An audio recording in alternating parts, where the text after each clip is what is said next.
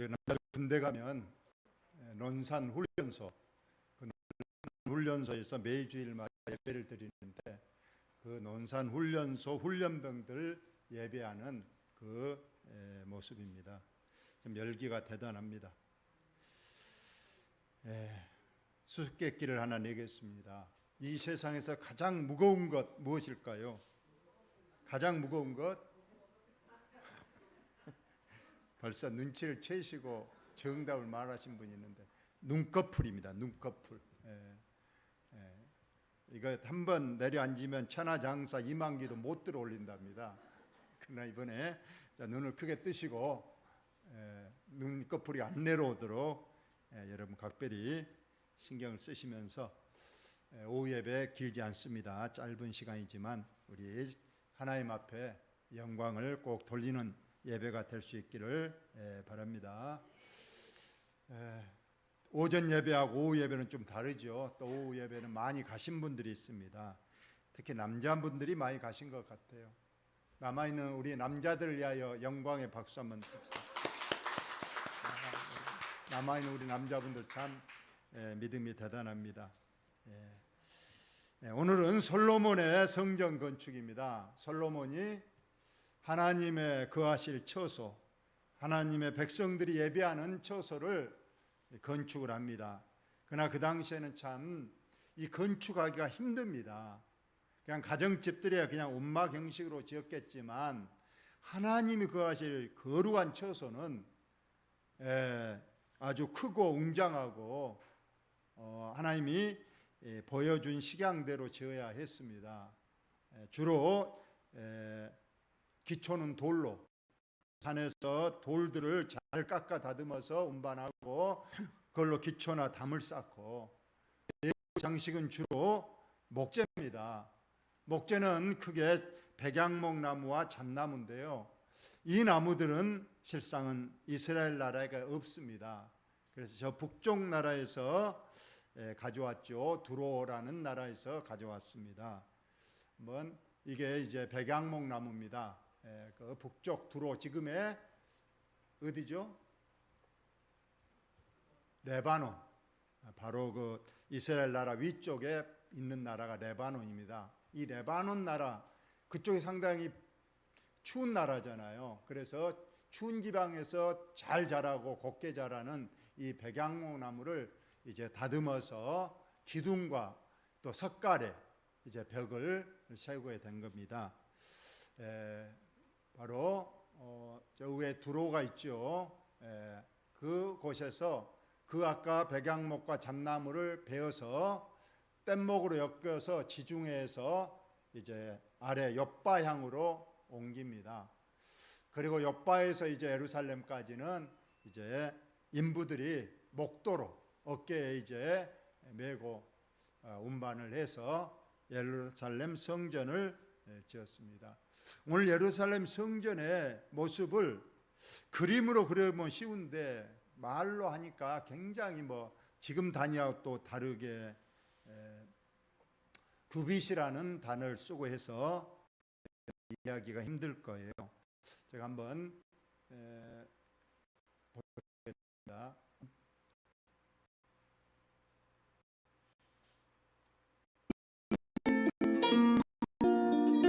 영상을 먼저 보시죠. 이스라엘 백성들이 이집트에서 나온 지 480년째 되는데 솔로몬이 이스라엘을 다스린 지 4년 15월 곧 둘째 달에 솔로몬이 여호와의 성전을 건축하기 시작했습니다. 솔로몬 왕이 여호와를 위해 건축한 성전은 길이가 60규빗, 너비가 20규빗, 높이가 30규빗이었습니다. 성전의 낭실은 길이가 성전 너비와 같아 20규빗이었고 그 너비는 성전 앞쪽에서부터 10규빗이 들어갔습니다. 그는 성전 안에 비스듬한 창을 냈습니다. 성전 벽 주위에 다락을 짓되 성소와 지성소의 벽을 다 돌아가며 골방을 만들었습니다. 아래쪽 다락은 그 너비가 5규빗이었고 가운데 다락은 6규빗이었으며 세 번째 다락은 7규빗이었습니다. 그는 성전 바깥쪽을 돌아가며 턱을 내어 골방 들보가 성전 벽에 박히지 않게 했습니다.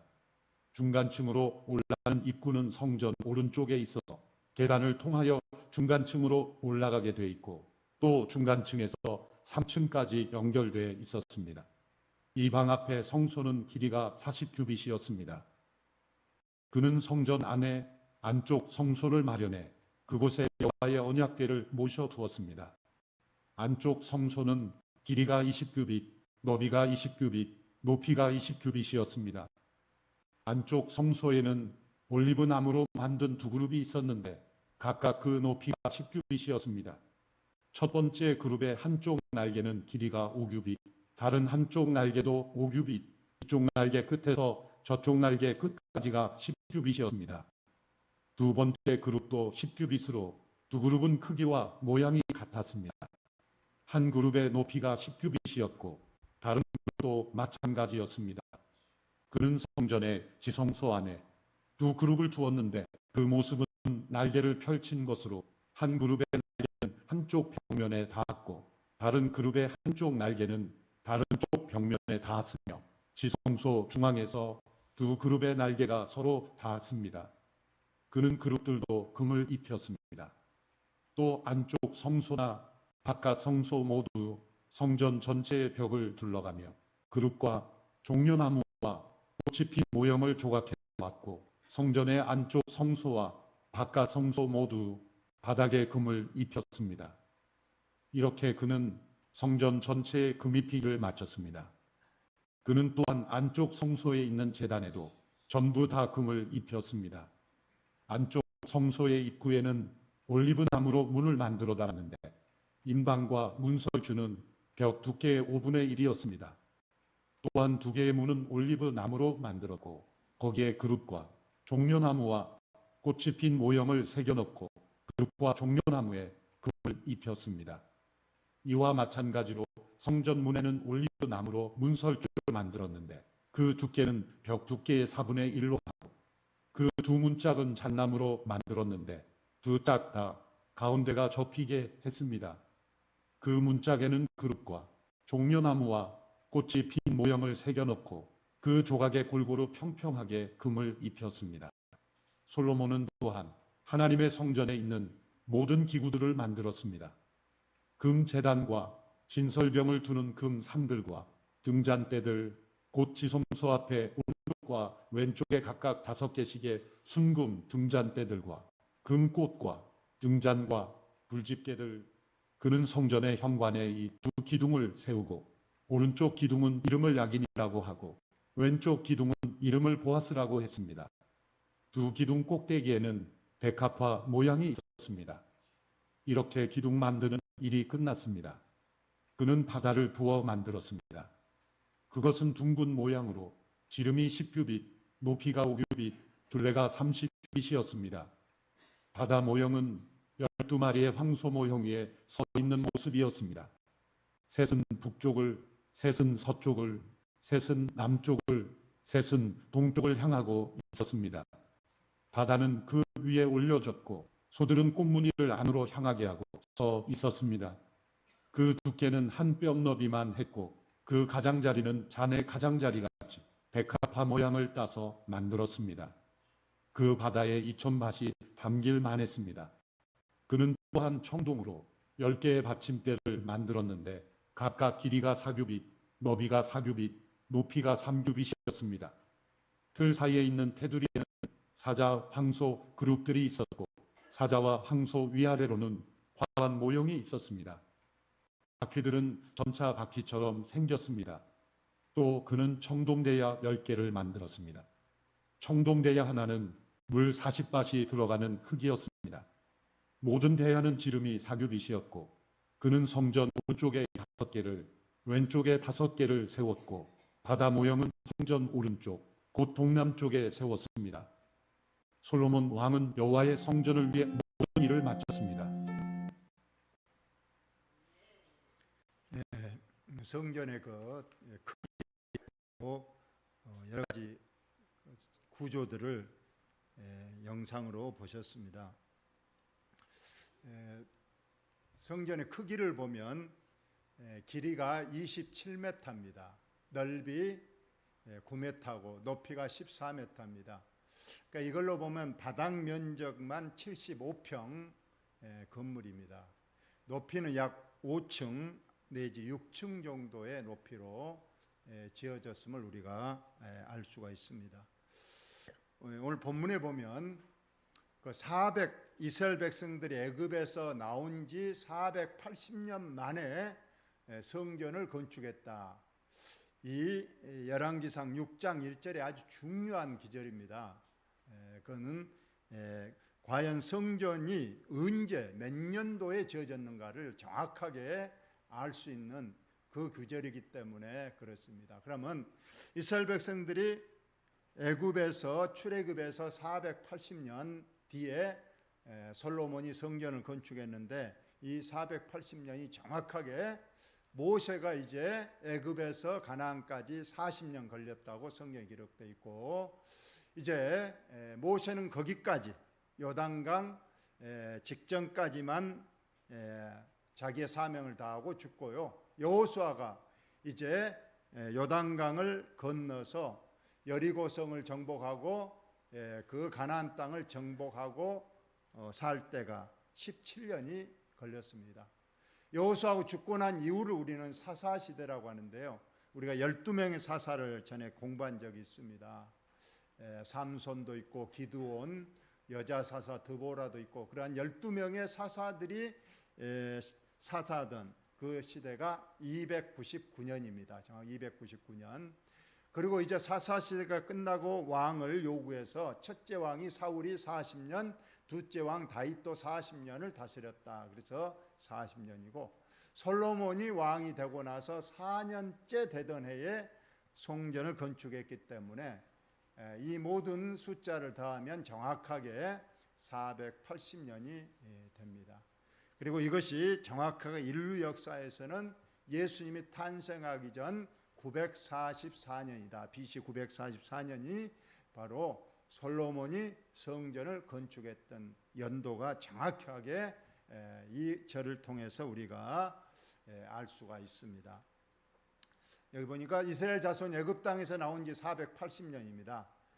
그 480년 우리가 쭉 공부를 했는데, 이제 솔로몬이 왕이 된 지 4년째 12월 곧 둘째 달, 그러니까 우리나라 연도로 말하면 2월입니다. 2월 달에 솔로몬이 여호와를 위하여 성전 건축하기를 시작했다. 이렇게 되어 있습니다. 몇 년 걸려서 다 완성했을까요? 7년입니다. 그래서 7년 동안에 성전을 지었습니다. 아까 만대로 옛날에는 뭐 장비가 있었겠습니까? 더군다나 나무 하나도 저 위쪽 두로라는 나라에서 뗏목으로 지중해를 거쳐서 와서 또 육지의 그 먼 길을 목도로 지어 날랐으니 상당히 힘이 많이 들었을 겁니다. 그런데 솔로몬이 성전을 지을 장소가 어디였는가? 예루살렘으로 되어 있지만은 예루살렘이 과연 역사적으로 어떤 곳인가? 이것도 아주 중요한 구절입니다. 역대하 3장 1절에 보니까 솔로몬이 예루살렘 모리아 산에 여호와의 정 건축하기를 시작했다. 예루살렘인데 더 정확히 말하면 모리아 산에 하나님의 성전을 건축했다는 겁니다. 그러니까 예루살렘이 모리아 산이 있던 곳이에요. 여러분, 모리아 산 그러면 누가 생각난가요? 그렇습니다. 아브라함이 이삭을 바쳤던 산이 바로 모리아 산이잖아요.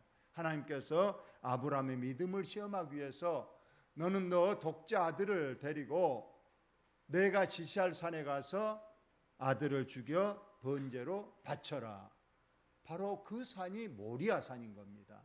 그래서 모리아 산에서 아브라함이 이삭을 결박하고 죽이려고 했는데 하나님께서 이제 됐다, 너의 믿음을 내가 인정한다 하고 예비하신 양을 이삭 대신에 드리게 됩니다. 바로 이 산, 실상은 왜 하나님께서 아브라함에게 하나밖에 없는 아들을 바치라 했는가? 바로 하나님도 하나밖에 없는 아들 독생자를 이 땅에 보내서 죽임을 당하고 우리 죄를 사하실 것인데, 과연 아브라함도 그럴 수 있는가를 한번 시험해 본 거예요. 너도 하나밖에 없는 아들을 한번 바치는 아버지의 심정을 알겠느냐 하면서 아브라함을 시험했는데 정말로 아브라함은 그 믿음의 시험을 통과를 했죠. 그래서 그 모리아산입니다. 그런데 이 모리아산이 예수님이 오시기 전 3,000년 전입니다. 3,000년 전인데 또 1,000년이 흘렀습니다. 아브라함 이삭을 바친 그 시간으로부터 1,000년이 흐르고 그곳을 봤더니 그곳은 여전히 산입니다. 그런데 여기에 사람들이 농사를 짓고 상당히 산이기 때문에 높은 지대이기 때문에 이곳을 오르난이라는 사람이 타작마당으로 쓰고 있었다는 거예요. 타작마당. 이 타작마당으로 쓰고 있어서 여러분 타작마당 하면 추수를 해서 바람을 일으켜서 거기에서 알곡과 죽쟁이를 가르는 곳이 타작마당입니다. 저도 우리 교회 역사를 주위 사람한테 많이 들어봤더니 바로 우리 교회 이 장소가 옛날에 타작마당이었다는 거예요. 상당히 지대가 높잖아요. 그러니까 여기에다가 이제 곡식을 가져와서 여기서 탈곡을 해서 바람에 날려서 이제 알곡을 거두고 이제 죽정이는 모아서 태우는 그런 장소였는데 참 우리 교회도 그러한 어떤 영적인 의미로 아주 중요한 곳에 우리 교회가 세워졌다.